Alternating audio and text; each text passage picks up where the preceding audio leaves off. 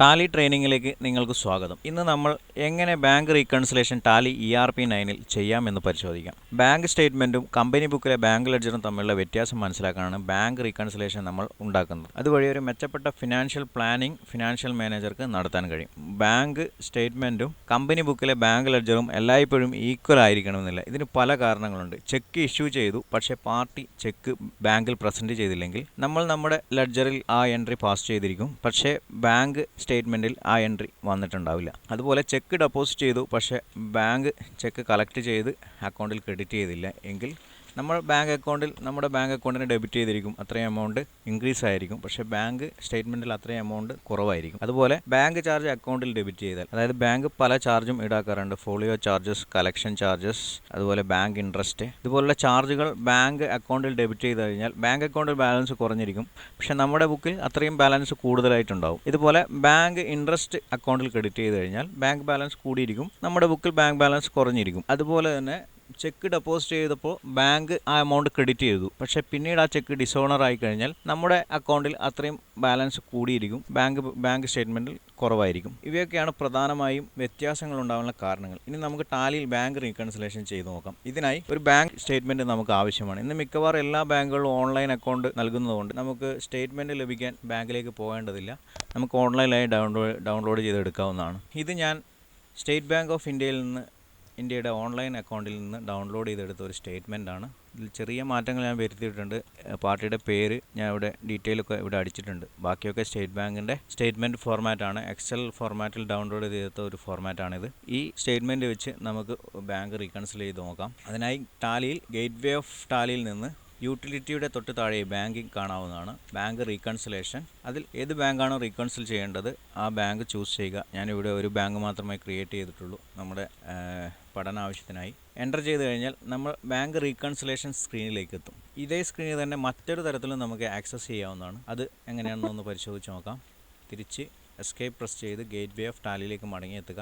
Display account book ledger, bank ledger എടുക്കുക ആദ്യം. State Bank of India.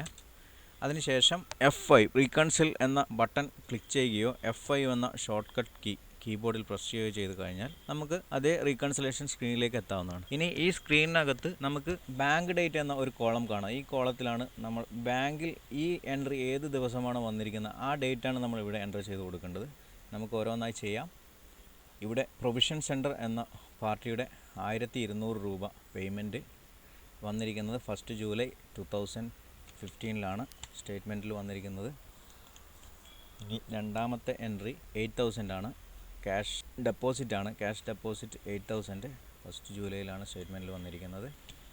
അതുപോലെ അടുത്തത് 7902.5 ജോൺസൺ ട്രേഡ് മാർക്ക്, അത് വന്നിരിക്കുന്നത് 2 ജൂലൈയിലാണ്. ഇവിടെ 2 ജൂലൈയിലാണ് 2/7/2015. അടുത്തത് 5000 രൂപ ക്യാഷ് വിഡ്രോവലാണ്. ട്രാൻസാക്ഷൻ വന്നിരിക്കുന്നത് 2 ജൂലൈയിൽ തന്നെയാണ്, 2 ജൂലൈ 2015. അടുത്തത് കമ്പ്യൂട്ടർ സൊല്യൂഷൻ എന്ന പാർട്ടിക്ക് പേയ്മെൻറ്റ് നടത്തിയത് 2/7/20,000 രൂപ 2/7/2015. അടുത്തത് 6000 രൂപ ഇൻഫോലൈൻ പ്രൈവറ്റ് ലിമിറ്റഡ് എന്ന പാർട്ടി നമുക്ക് NEFT ട്രാൻസ്ഫർ ചെയ്ത എമൗണ്ടാണ്. അത് 2/7/2015. അടുത്ത എമൗണ്ട് ഫെയിം അഡ്വർടൈസിംഗ് എന്ന പാർട്ടിയാണ്. ഫെയിം അഡ്വർടൈസിംഗ് എന്ന പാർട്ടിക്ക് 9000 രൂപ നമ്മൾ കൊടുത്തിട്ടുണ്ട്. പക്ഷേ ആ പാർട്ടി ഇതുവരേക്കും ചെക്ക് കളക്ഷന് വേണ്ടി പ്രസൻറ്റ് ചെയ്തിട്ടില്ല. അതുകൊണ്ട് തന്നെ നമ്മുടെ ബാങ്ക് അക്കൗണ്ടിൽ ആ എമൗണ്ട് 9000 രൂപ ഡെബിറ്റായി കാണാനില്ല.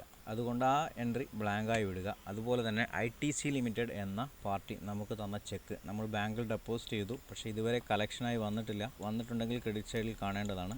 ഇപ്പോൾ 2 എമൗണ്ട് മാത്രമേ ഉള്ളൂ. അതുകൊണ്ട് ആ എമൗണ്ടും ബ്ലാങ്കായി വിടുക. അടുത്തത് 5002.5, അത് 31 ജൂലൈയിലാണ് വന്നിരിക്കുന്നത്, 31/7/2015. നമ്മളിപ്പോൾ റീകൺസിൽ ചെയ്തുകൊണ്ടിരിക്കുന്ന പീരീഡ് 1 ജൂലൈ 2015 to 31 ജൂലൈ 2015 വരെയാണ്. അപ്പോൾ ഈ 2 എൻട്രികൾ നമ്മുടെ ബുക്കിലുണ്ട്, പക്ഷേ അത് ബാങ്ക് സ്റ്റേറ്റ്മെൻറ്റിൽ വന്നിട്ടില്ല. നമുക്ക് ഇതുവരെ ചെയ്ത എൻട്രികൾ മാർക്ക് ചെയ്ത് വെക്കാം. ഇത്രയും എൻട്രികൾ ബാങ്ക് സ്റ്റേറ്റ്മെൻറ്റിലുള്ള എൻട്രികൾ നമ്മുടെ ബുക്കിലുണ്ട്, പക്ഷേ ഈ 2 എൻട്രികൾ ഇതുവരെ വന്നിട്ടില്ല. അപ്പോൾ നമ്മൾ ഇത് സേവ് ചെയ്യുക. ഇനി ആ 2 എൻട്രികൾ നമ്മൾ ബാങ്കിലേക്ക് പാസ് ചെയ്യുക. അതിനായി ഗേറ്റ്വേ ഓഫ് ടാലിയിൽ നിന്ന് accounting voucher payment state Bank of India, date choose ചെയ്യുക. ഇവിടെ ഡേറ്റ് 2 ജൂലൈ 2015 ആണ്. 2/7/2015. ബാങ്ക് ചാർജസ് ആണ് ചെയ്തിരിക്കുന്നത്. ഇൻ്റർസിറ്റി ചാർജസ് 50 രൂപ ക്യാഷ് ഡെപ്പോസിറ്റ് ചെയ്തപ്പോൾ ഉണ്ടായ ചാർജാണ്. അത് നമ്മുടെ ലെഡ്ജറിലേക്ക് വന്നിട്ടില്ല. Bank charges, transaction type others കൊടുക്കുക. ഇൻസ്ട്രുമെൻറ്റ് നമ്പർ ആവശ്യമാണെങ്കിൽ ഈ റെഫറൻസ് നമ്പർ നമുക്ക് കൊടുക്കാവുന്നതാണ്. Alt C പ്രസ് ചെയ്ത് കോപ്പി ചെയ്ത് Alt Ctrl V പ്രസ് ചെയ്താൽ പേസ്റ്റ് ചെയ്യാവുന്നതാണ്. സേവ് ചെയ്യുക. അതുപോലെ തന്നെ അടുത്ത എൻട്രി സെയിം ഡേറ്റ് ആണ്, 15 രൂപ. ATM ഓർ SMS ചാർജസ് എന്നാണ് വന്നിരിക്കുന്നത്. അതും ബാങ്ക് ചാർജാണ്. State Bank of India select ചെയ്യുക. ബാങ്ക് ചാർജസ് 15 രൂപ. സേവ് ചെയ്യുക. വീണ്ടും തിരിച്ച് നമുക്ക് ബാങ്ക് റീകൺസിലേഷൻ, ആ 2 എൻട്രി കൂടി നമുക്ക് റീകൺസിൽ ചെയ്യാനുണ്ട്. അതുകൊണ്ട് ബാങ്കിങ്ങിൽ പോയി ബാങ്ക് റീകൺസിലേഷൻ ചൂസ് ചെയ്ത് 2 എൻട്രികൾ വന്നിരിക്കുന്നത് 2 ജൂലൈയിലാണ് ബാങ്കിൽ വന്നിരിക്കുന്നത്. അതേ ഡേറ്റിൽ തന്നെയാണ് നമ്മൾ എൻ്റർ ചെയ്തിരിക്കുന്നത്. ഇനി ബാക്ക് ഡേറ്റിൽ എൻ്റർ ചെയ്യാൻ പറ്റാത്ത സ്ഥാപനങ്ങളുണ്ടെങ്കിൽ നമുക്ക് കറണ്ട് ഡേറ്റിൽ തന്നെ എൻട്രി കൊടുക്കാവുന്നതാണ്. കറണ്ട് ഡേറ്റിൽ എൻട്രി കൊടുത്ത് റീകൺസിൽ ചെയ്യുമ്പോൾ മാത്രം ഈ ഡേറ്റ് 2 ജൂലൈ 2015 കൊടുക്കാവുന്നതാണ്. ചില കമ്പനികൾ ബാക്ക് ഡേറ്റ് ബ്ലോക്ക് ആയിരിക്കും. അത്തരം സന്ദർഭങ്ങളിൽ കറണ്ട് ഡേറ്റിൽ എൻട്രി പാസ് ചെയ്യുക. എന്നിട്ട് ബാങ്ക് ഡേറ്റ്, ഏത് ഡേറ്റിനാണോ ബാങ്കിൽ വന്നിരിക്കുന്നത് ആ ഡേറ്റ് ചൂസ് ചെയ്യുക. സേവ് ചെയ്യുക. ഒന്നുകൂടെ ബാങ്ക് റീകൺസിലേഷൻ എടുത്തു കഴിഞ്ഞാൽ നമുക്ക് ബാലൻസ് 63,830 എന്ന് കാണാവുന്നതാണ്.